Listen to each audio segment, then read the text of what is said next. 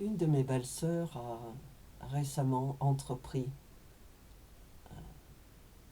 de reconstruire un arbre généalogique de notre famille. C'est une entreprise pleine de surprises et très difficile à rechercher.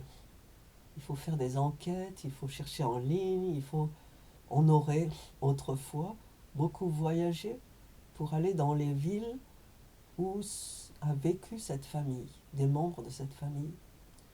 Mais la première chose que je voudrais vous raconter aujourd'hui, c'est ce qui concerne ma famille, ce qu'on appelait notre famille de Belgique. Parce que ma mère était belge. Elle était née en France, mais ses parents étaient belges. Et ensuite, ils étaient retournés vivre en Belgique, à Gand, aujourd'hui Gent, euh, qui était à l'époque en Wallonie, la partie francophone de la Belgique, qui est aujourd'hui en Flandre.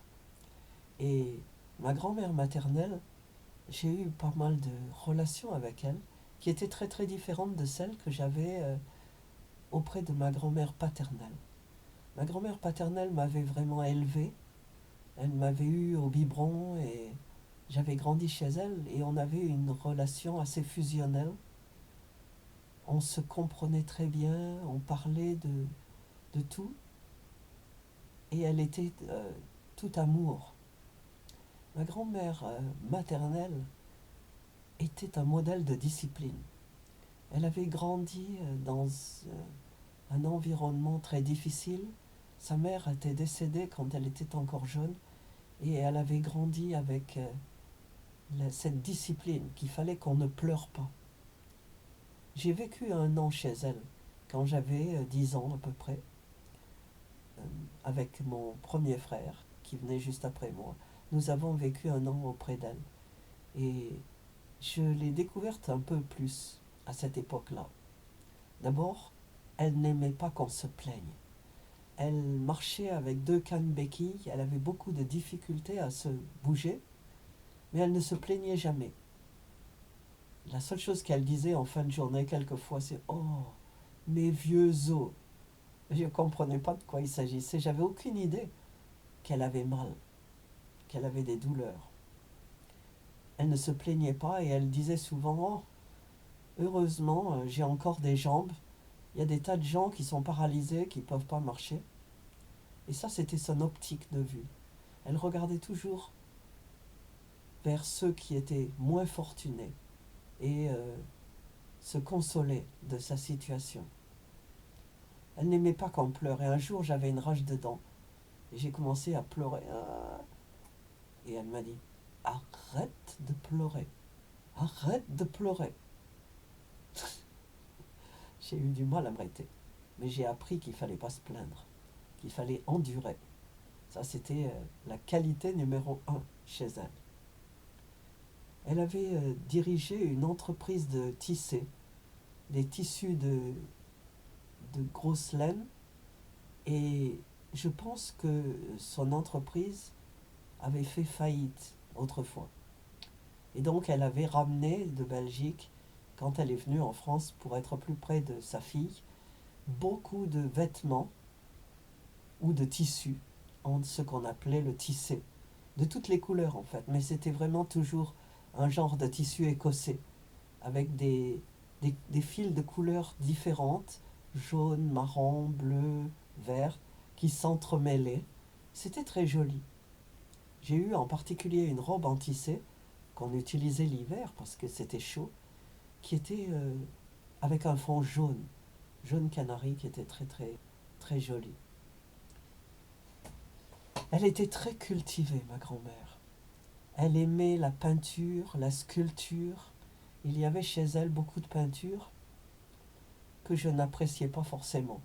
En particulier dans l'escalier monumental qui montait au premier étage, il y avait une peinture du supplice d'un saint quelconque. C'était quelqu'un qu'on était en train de crucifier. Et donc on le voyait à moitié nu, il n'était couvert que d'un cache-sexe, et on était en train de le soulever, Et j'avais une peur épouvantable de cette peinture. Et chaque fois que j'allais me coucher le soir, je prenais mon envol au bas de l'escalier et je courais aussi vite que je pouvais pour arriver en haut, parce que je ne voulais vraiment pas voir cette peinture. Mais il y avait aussi au salon des sculptures. Et je ne savais pas à l'époque, mais c'était des sculptures d'un oncle. Donc, c'était de cette famille-là. C'est, elle lisait beaucoup. Elle avait une bibliothèque pleine de livres. Elle faisait aussi des collections de timbres qu'elle destinait aux différents membres de notre famille. Et donc, quand elle envoyait des lettres à quelqu'un, elle collait des timbres de collection dessus pour que ces timbres ensuite lui reviennent. Les destinataires découpaient les timbres et les renvoyaient. Donc, elle s'aidait de cela pour pouvoir monter ses collections. Et elle passait beaucoup de temps à cette activité. Sa famille, la famille Vanèse, avait des ancêtres espagnols, les Bagnès, qui avaient changé leur nom. C'était des Huguenots, des protestants, qui avaient quitté l'Espagne pour la Belgique au temps des persécutions. Et cette famille était aussi une famille qui aimait donc la musique, l'art. Ils parlaient plusieurs langues. Ils parlaient tous allemand. Ils parlaient flamand, bien sûr, et français.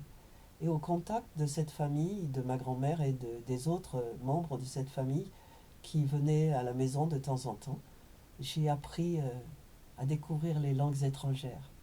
J'ai conçu un amour illimité de ces façons de parler qui étaient si différentes les unes des autres et qui exprimaient une culture différente chacune.